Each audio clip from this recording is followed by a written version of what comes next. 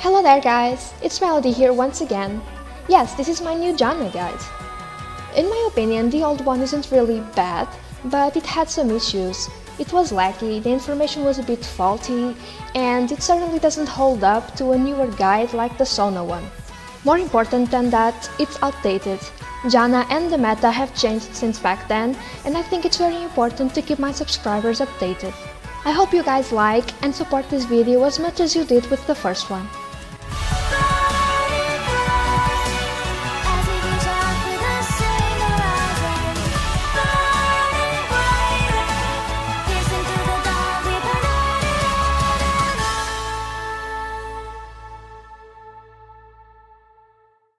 Janna is a support champion with medium damage output, but that excels at peeling and protecting her teammates. She is an incredibly fast champion with medium playmaking and roaming potentials. Her weaknesses include being immobile, being squishy, and her ultimate. If used wrongly, it can destroy a teamfight all by itself or save an enemy champion. Janna's passive is Tailwind. When an ally champion is running towards you within a certain range, they gain bonus movement speed. When roaming with your team across the map, you should be ahead so everyone gets the movement speed. Getting to lane or to an objective with a Janna on the team is a breeze. During teamfights, you should be behind your team because it makes kiting easier for a AD carry and people can just run faster to you if they need protection. Additionally, Janna's passive makes her autos deal bonus magic damage based on her movement speed, so the faster Janna is, the more damage she deals. Janna's Q is Howling Gale.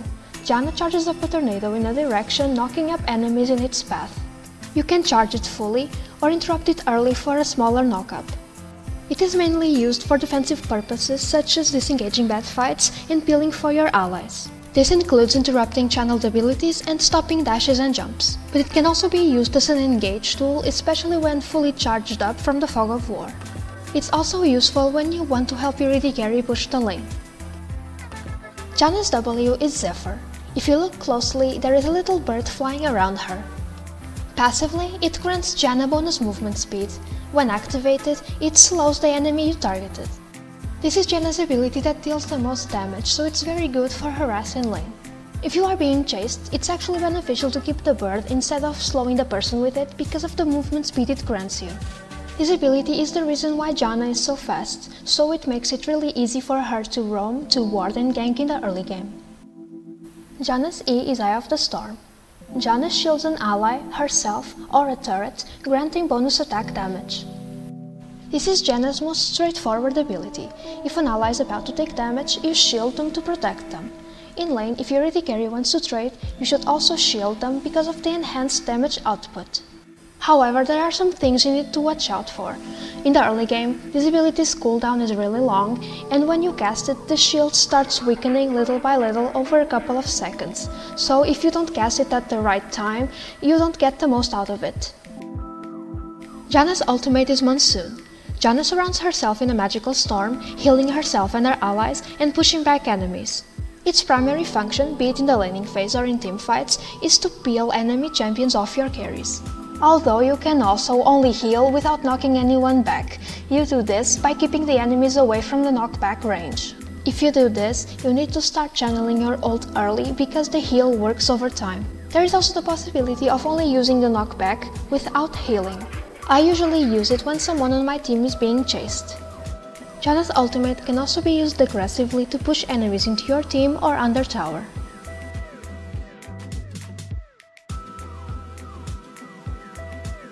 On Janna, I put 3 early points on W and then a max E. After that, I finish upgrading W and max Q last. Like with any other champion, I put a point in R every time I can. When you are chasing an enemy, it can be hard to hit a Q on them, but if you slow them first, you are guaranteed to hit unless they flash away. You can also flash Q as a form of engage in a gank or to deny someone from taking Thresh's lantern. For more aggressive plays, you can flash ult an enemy into your team, charge a full Q, hit an enemy and then flash ult,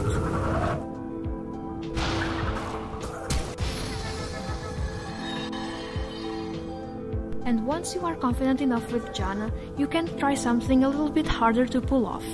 You charge a full Q, and then ult the enemy into the Q to CC chain them. These combos can also be used to push enemies under your tower.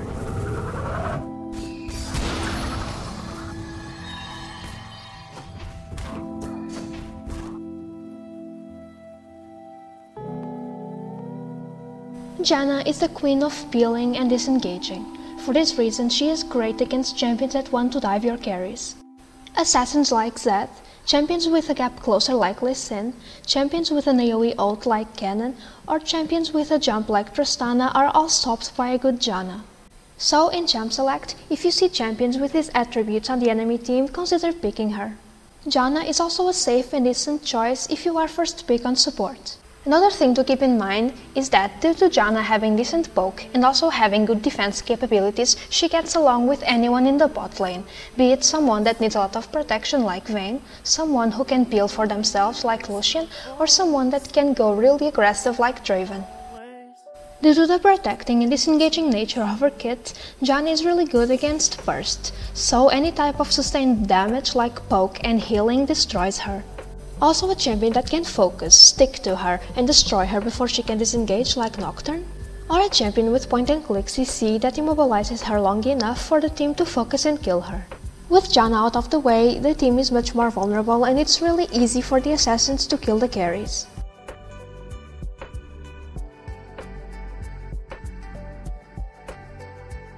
For runes on Janna, I go for the standard sorcery primary, summon Aerie for the additional shielding and damage, mana flow band so Janna doesn't run out of mana in the laning phase, celerity because the movement speed is a good stat on Janna, and scorch for the poke. Resolve secondary with bone plating and revitalize so I don't get burst down so quickly. For my secondary rune page, I take the standard summon Aerie, mana flow band, celerity and scorch, but secondary I take inspiration with magical footwear because Janna doesn't need boots early, and cosmic insight because of the CDR. The first rune page is the one I use the most because I like to survive for longer so I can protect my teammates, but I use the second one if I'm not afraid of being one-shot by the enemy team. For summoner spells, I always take Flash because Janna doesn't have mobility of her own and I need a way to reposition in teamfights or to escape. Ignite is my other choice 90% of the time because it gives me a lot of kill pressure in lane and during roams. Heal is a viable choice, but I don't use it too much unless my team specifically asks me to take it. I rarely if ever take Exhaust because it's been nerfed so many times it's pretty much useless. Besides, with the state the game is in, where everyone one-shots everyone, you really don't accomplish much when you exhaust someone.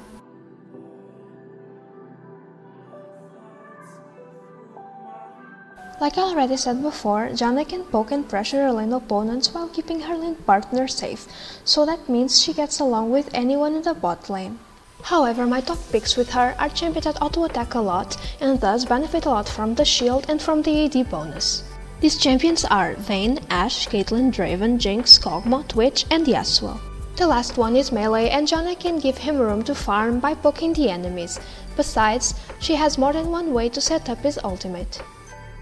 Champions that use their spells more than their auto attacks like Ezreal, Lucian or any mage don't benefit as much from Janna's kit because they don't use the AD steroid, but they're still very good with her because she can protect them. Every other bot laner I didn't mention still has great synergy with Janna, so feel free to pick her with them.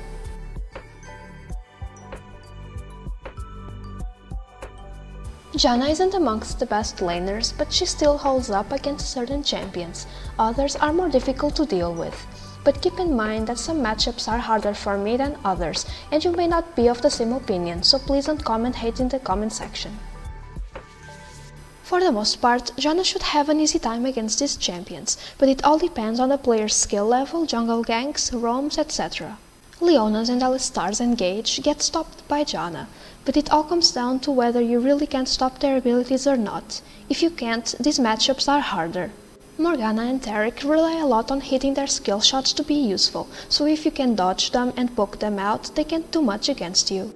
Plus at level 6, when Morgana tries to ult, you can push her out of range, but be careful with her black shield.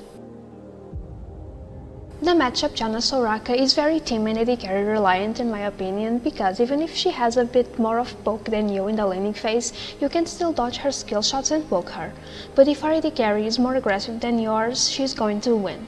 Plus in teamfights you can't really focus her yourself, so if your team doesn't, it's going to be really hard to deal with her because her team just won't die. Thresh and Rakan aren't too difficult to deal with as long as you can dodge their skill shots. If they miss, make sure to poke them while their abilities are on cooldown. They become a bit more difficult to deal with if they have an aggressive lane partner like Draven. Bard has more poke than you and has access to heals, which you do not, but if you never get stunned by his Q, you should never lose 2v2 against him. Be careful with his magical journey and his ultimate because he can set up very good ganks with them. Tahm Kench is really annoying to deal with. He is so tanky, your poke doesn't do much to him. Besides, during ganks, he's just going to eat his AD carry and run away. All you can do in this lane is try to poke his AD carry, dodge his poke, and when he is trying to proc his passive, keep him away with your Q. Be careful with his ultimate because he can set up good ganks with it. Nautilus has a ton of CC, and if he catches you, you are more than likely going to die. Do your very best to dodge his hook, and if your AD carry gets caught, Q Nautilus so he can't use his passive on him. At level 6, be careful because he is going to engage with his ultimate. Sona can be quite annoying to deal with because her Q hits 2 people and you can only shield 1. Besides, she deals more damage than you, and all the poke you throw at her is denied by her heal. At level 6, be careful with your positioning so she can't get a double stun. Try to ask for ganks because she is very squishy and will die if caught. Lulu can peel as well as you can, but she has a lot more damage. In a 2v2 fight, Lulu and her AD carry should win. Additionally, her ult knockup can stop the channeling of yours, and her W can make you useless for quite some time. You can win lane against Pyke as long as you can dodge his skill shots. If he can't hit them, he is pretty much useless. But if he does hit his abilities, he becomes very dangerous and can one-shot you, especially at level 6, so be careful. Don't forget that he can become invisible, so when you are roaming, be cautious so he doesn't catch you by surprise and kills you with his jungler. Braum is extremely tanky and can all-in you if you aren't careful and if he has a very aggressive AD carry. You more than likely won't be able to win a 2v2 against him and his lane partner, so ask for ganks. Much like Pyke, Blitz is only a threat if he manages to land his Q. If he does, however, especially at level 6, you or your AD carry are going to be almost 100% dead. Karma and Lux both have really annoying poke in the laning phase. Try to stay behind your minions so they can't land it so easily. If you don't die to them in the laning phase, in the mid and late game, you outscale them. Mage champions like Bran, Zyra, Annie and Vel'Koz with AoE abilities are really annoying for Janna and really dangerous because they deal so much damage that you can shield it. In these lanes, stay as safe as you can, and if you don't feed them in teamfights, stay away from their ability range, and you should be able to keep your allies alive with your ult and redemption. Nami has a lot more damage than you and can easily destroy your shield. Her Q can be hard to dodge if she slows with her E first, leading to you or her AD carry dying early. During teamfights, it's really hard to find a good spot and a good time to ult as Janna due to Nami having such an easy time stopping your channeling. She is just a nightmare throughout the whole game. When it comes to AD carries, you should try to pick Janna against someone who is weak early game that you can poke and pressure, or someone that has a cap closer that you can stop. When it comes to AD carries, you should avoid champions like hyper carries that scale super hard and that you can't focus by yourself, champions that outrange you, or champions that outdamage you greatly in lane.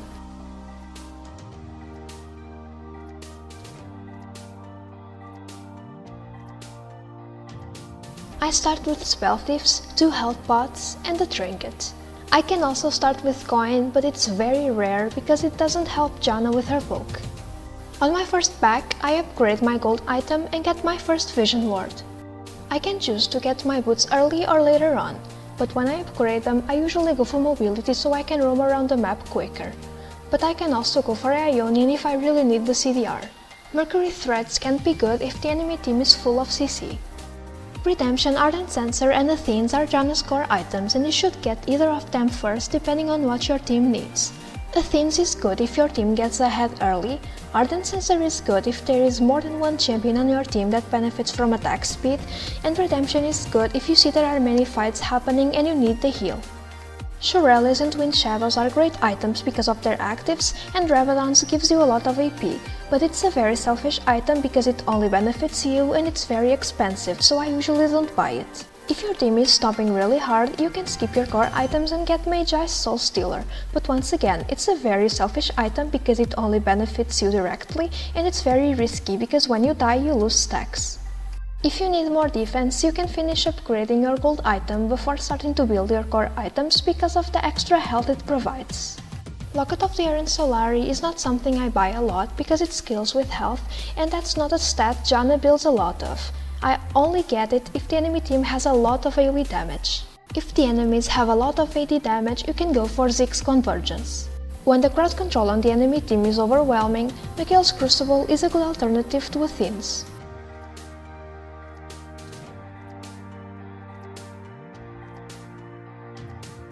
In the early game, never forget how important Scuttle Crab is, so around 1 minute 10 or 1 minute 15, ward the river so you know if the jungler is doing Scuttle Crab later on. In this game, as normal, I started with W, but in case of an invade I would have started with Q because it hits the most people level 1. In this lane, it's me and Kai'Sa against Misfortune and Sona. Level 1, we are stronger than them, and I have Ignite and Sona has Exhausts, so we set up a cheese in the bush and wait for them.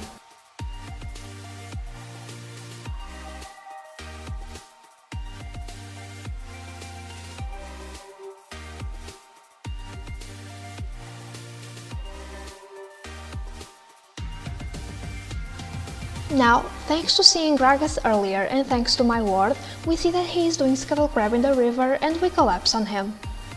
Even if I'm still level 1, it's good that I show up, because this early into the game, the damage of an extra person makes a big difference in a fight. Also, there is no problem in leaving Kai'Sa alone in lane because she is in a 1v1. This game we had the luck of spotting Gragas early, otherwise I would have asked Kai'Sa to ward the river entrance due to being afraid of an early gank by Gragas. If I had seen the top laner get to lane late, while bot was already in lane, I would have been afraid of a gank at 3 minutes by the jungler, so I would have tried to play more passive at that time. In lane, you should try to harass the enemy AD carry when he goes for the last hit so your AD carry can farm in peace. But in this lane we are outranged and outdamaged by the enemies, so I can't do that. I just stay behind and shield the damage and try to help Kai'Sa CS under tower. Remember the general rule. Melee minions need 2 tower shots to be last hit, and ranged minions need 1 auto attack from you and a tower shot and your AD carry can last hit them. Kai'Sa and me clearly can't win this lane on our own, so we're just chilling and farming and waiting for a gank.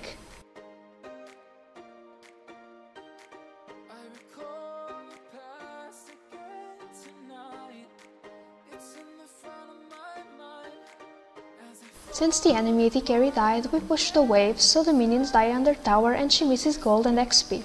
This might seem basic, but how do you push a wave? You kill the enemy minions as fast as you can so your wave can advance quicker. In this game, the enemy jungler didn't go for Scuttle Crab bot side, so me and Draven start pushing the wave level 1 so we can get to level 2 faster. In this lane we have the upper hand, so I constantly poke and zone Kai'Sa from the CS. Since we are pushing super hard, I ward the river bush so we are safer from ganks.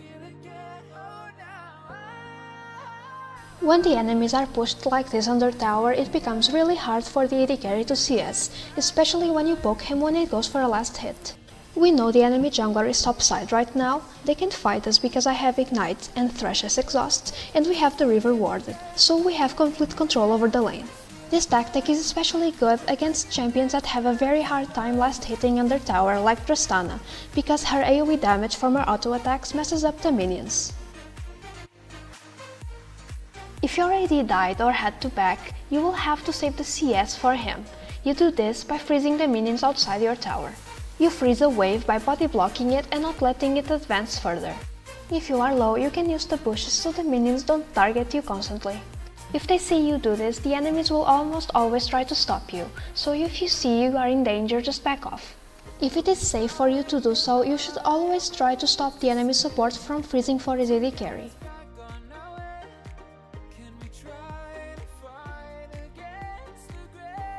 This isn't the only situation in which freezing is good though. If you are ahead in lane, you can just freeze the wave outside your tower and then zone the enemies. They won't be able to get any XP or gold and will be pushed up, putting them in danger of ganks. The enemies can pull the same trick on you, so never forget to push the wave under the enemy tower when you back, so it resets to the middle of the lane, which is even territory for both parties.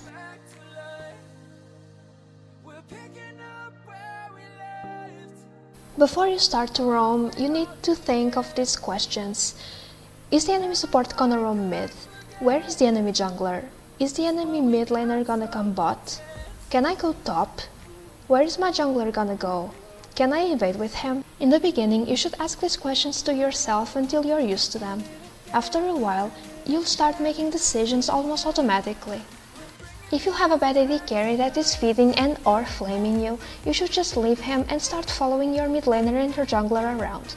I mean, if the guy dies while you are in lane, at least if he dies while you're not there, he can't blame you, right? But if your lane partner is good and you still think that you can impact the map somewhere else, you need to ward around the lane so he stays safe. If you are in lane and want to roam, you should make sure the wave is pushed to the enemy tower so you don't lose on so much gold and experience. When you are planning on roaming from base, you should take the path through the jungle so that way you can access mid lane, the river or bot lane depending on who needs you.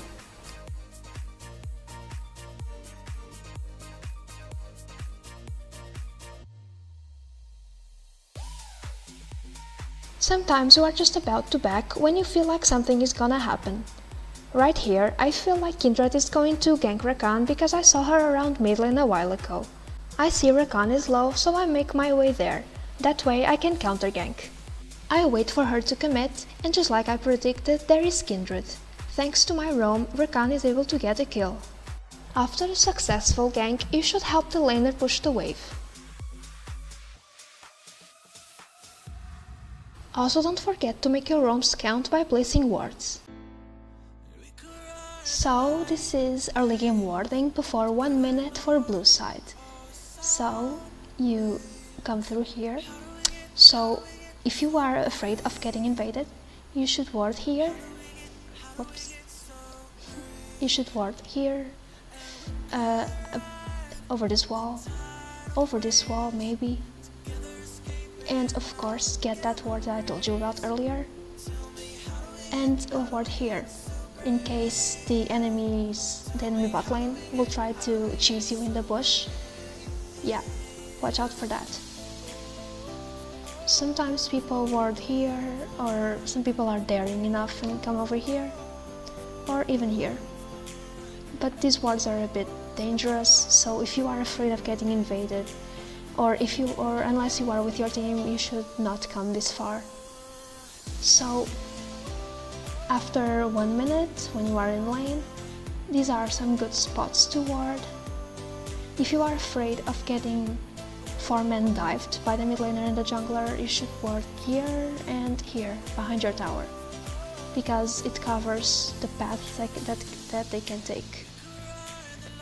Here, if you aren't dominating the lane, they can just come here and put a pink or get the sweeper and clear it, so it's not very good if you are constantly getting pushed in. If the lane is even,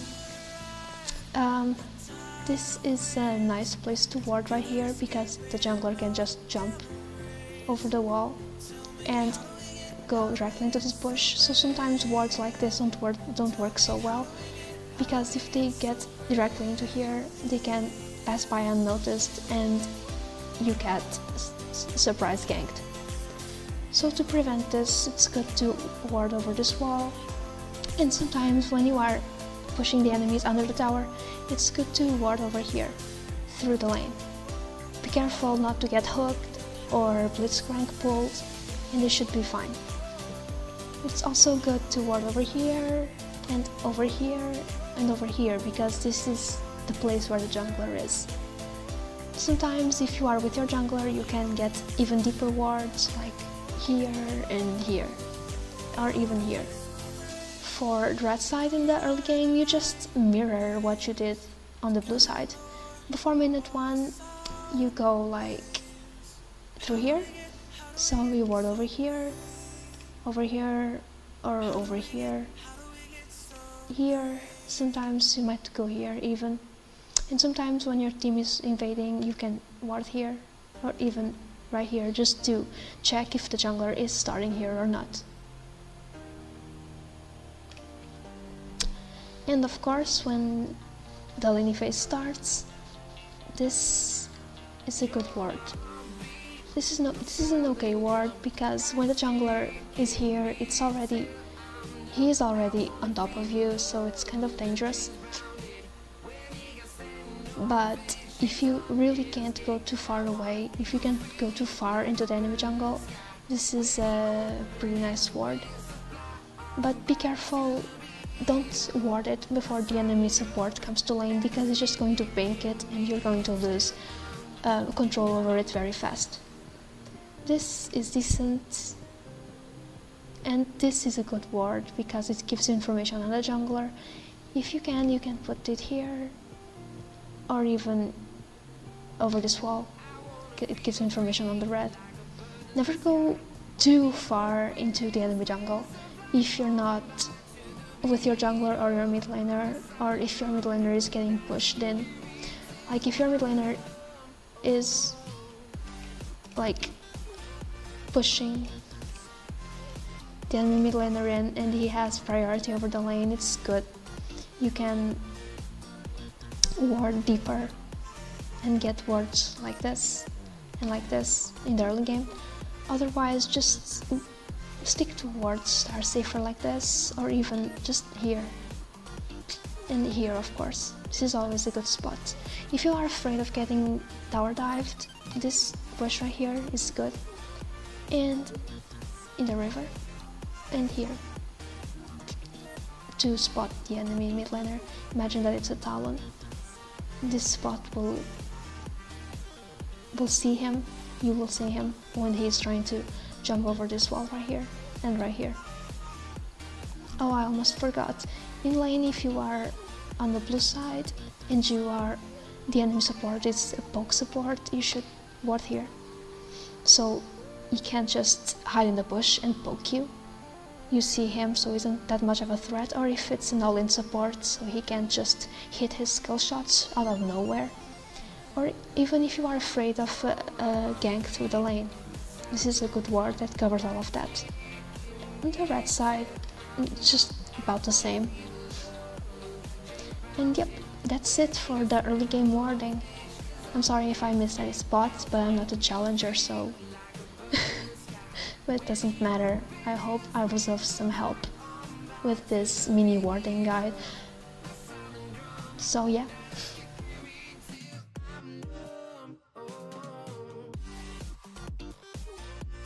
So during mid and late game, you have 3 things to worry about: warding, shot calling, and team fighting. Janna's contribution to a team fight is so important that even before it starts, you need to think about where, when, and what for you're going to use your abilities and items. Think to yourself, they have assassins, so I need to put my redemption down even before they engage. They have a cannon, he's going to ult, so I need my ult to counter him. They have a Jax, he's going to jump on my Caitlyn, and I need my Q to stop his jump. Harry is fed and she's going to get focused, so I need to use my E on her at the right moment. You need to position safely away from enemy attention so you can protect your allies, but if someone on your team is fed and is about to die, don't be afraid for your KDA. If it's worth it, your team is going to thank you.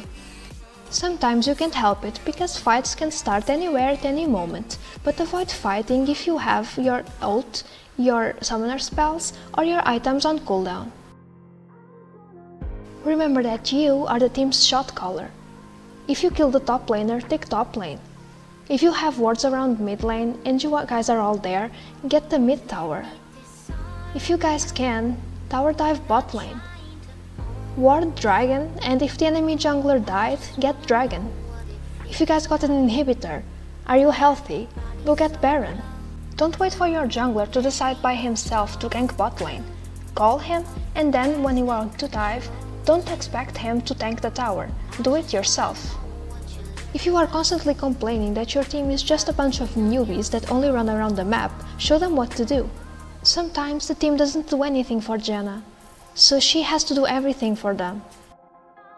So the wards in mid and late game are heavily dependent on which objective you want to take.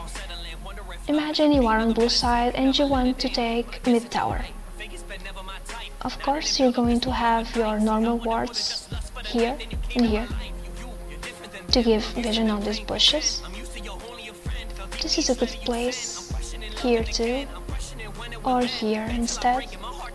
This is also a good place, and one here in the enemy jungle.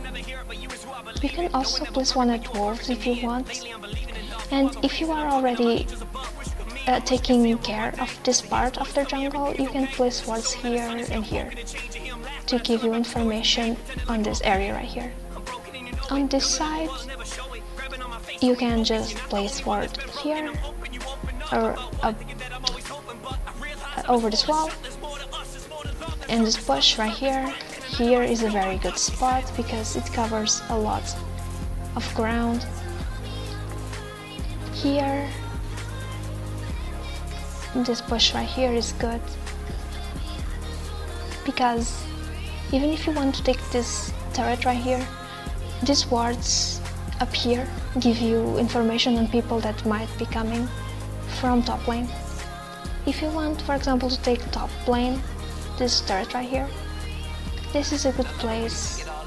The river right here, even this bush, because people might think, oh, they might have wards in this part of the jungle. Like it's what the enemy is gonna think. Oh, they warded here, around this area, so I'm gonna go. I'm gonna be sneaky and I'm gonna go through here and I'm gonna surprise them. Right here. So if you ward the river, like this, or even here, it's a way to trick the enemy into thinking there are no wards here and he is safe. Or if you are afraid of him coming from behind, you can ward here. And about here. Yeah, that seems reasonable. If you are losing, it's a bit of a different story. You need to place defensive wards. These are offensive because they are on enemy territory, but you need to place defensive wards. So if you are afraid of enemies coming into your jungle, you're gonna ward over walls. Like you come through here, and you place a ward here, you place a ward in your blue right here, you can place a ward over here, or even leave it here. And then, if you can, one here, just to cover Baron. If you are afraid of coming here, you can just go over this wall and put one here. On the bot side, it's pretty much the same thing. Be careful with bushes if you are afraid that enemies might be in them, so just ward over walls. See, you come through your base, you go through here, and you ward here, over this wall. Or if you are even afraid of coming here, you can just come here and put a ward here, in this area. If you are 100% certain there isn't anyone here, you can put the ward here, and then you can come here and put a ward in this bush right here, and then come and ward right here too. And then you can come here and also put a ward in this spot.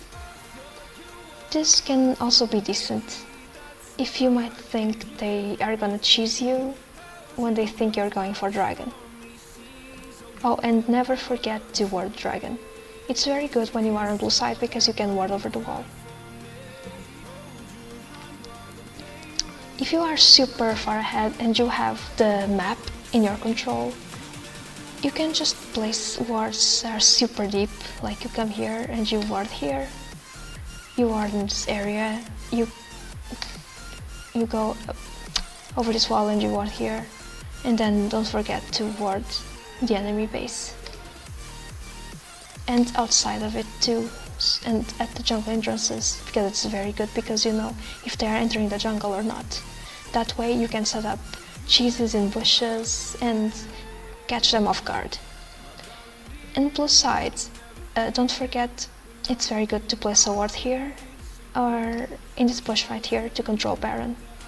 Here is decent too, you can ward it over the wall if you put yourself at the edge right here and ward it right at the edge of the bush. Here it's decent, I guess, but it's more of a defensive ward if you're afraid of coming here and you just go a ward over this wall.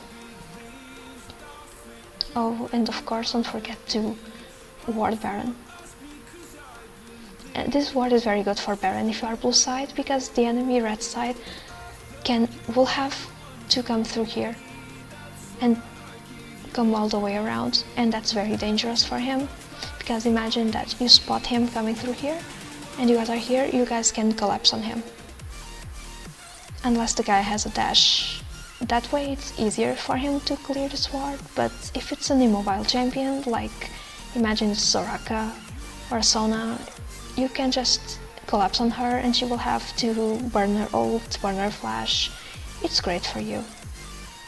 If you are on red side, it's just pretty much the same thing. Imagine that you wanna take the bot tower right here. You come through here and you ward their bot side jungle. Ward here, ward here. These are good spots. Maybe one here. Yeah, and you pretty much have their jungle covered.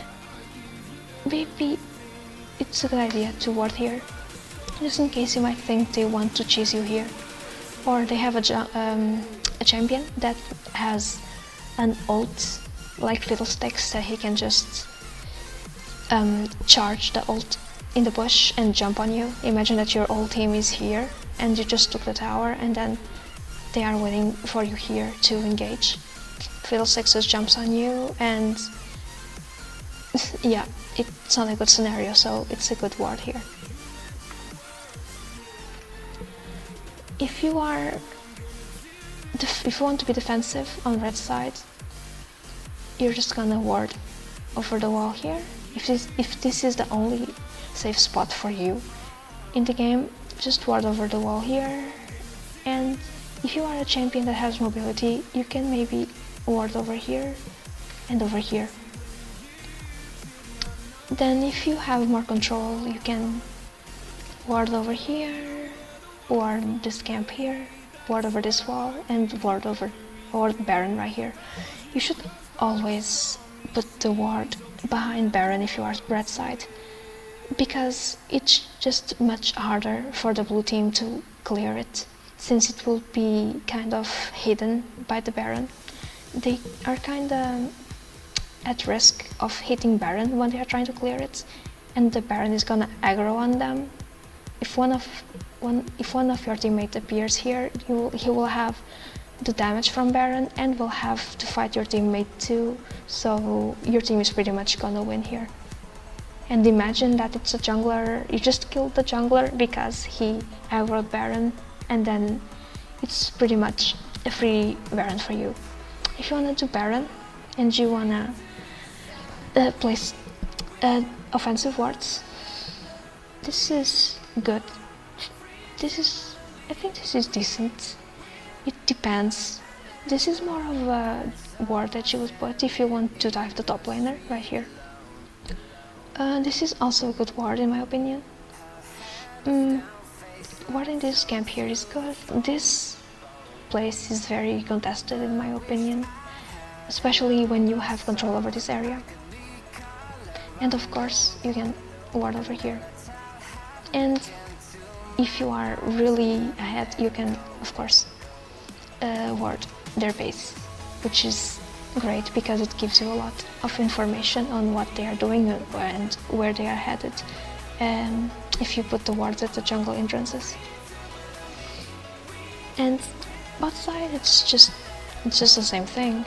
This place is great for wards. This place too, right here, and at this entrance maybe. Sometimes you can even ward here over this wall and put the ward here.